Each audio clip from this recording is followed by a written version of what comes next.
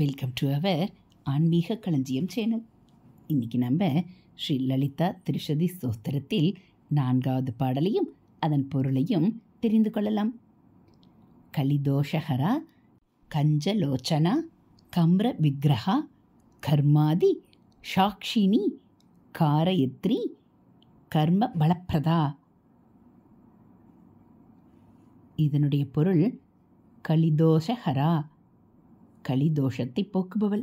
இதை லலிதா சகசரநாமம் களி கல்மச நாசினி என்கிறது. மதப்பிணக்கால் ஏற்படும் வாக்குவாதத்திற்கு களி என்று பெயர். அம்பிகையை ஆராதிப்பவர்கள் எம்மதமும் சம்மதமானதால் மதப்பிணக்கும் வீண் வாதமும் ஒழிகின்றன. அடுத்து கஞ்சலோச்சனா, நீரில் தோன்றும் நீலத்பலத்தையும் தாமரையையும் போன்ற கண்களை உடையவள். கம் என்றால் நீர், அதிலிருந்து தாமரையும் நீலோத்பலமும் ஜனிப்பதால் அவை கஞ்சம் என்றானது. கஞ்சம் என்றால் பிரம்மாண்டம் என்றும் பொருள்படும். தன் பார்வையால் பிரம்மாண்டத்தை சிருஷ்டித்து காப்பவள். அடுத்து கம்ர விக்ரஹா, மனதை கவரும் வனப்பு உடையவள். அம்பாளின் வடிவம் காம்பீரியம், தைரியம், மாதுரியம் முதலிய பல உத்தமமான குணங்களுடன் பொருந்தி இருப்பதால் அது மனதை கவர்கின்றது.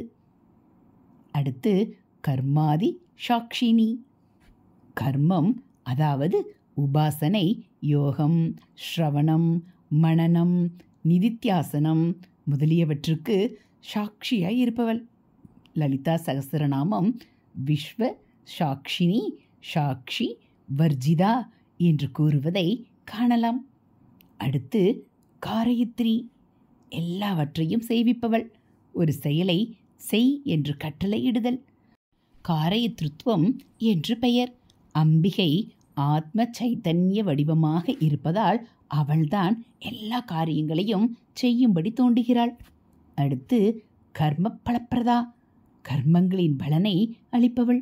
அதாவது உபாசனை, யோகம், ஸ்ரவணம், மனனம், நிதித்தியாசனம் முதலிய கர்மங்களுக்கு பலனை அளிப்பவள்.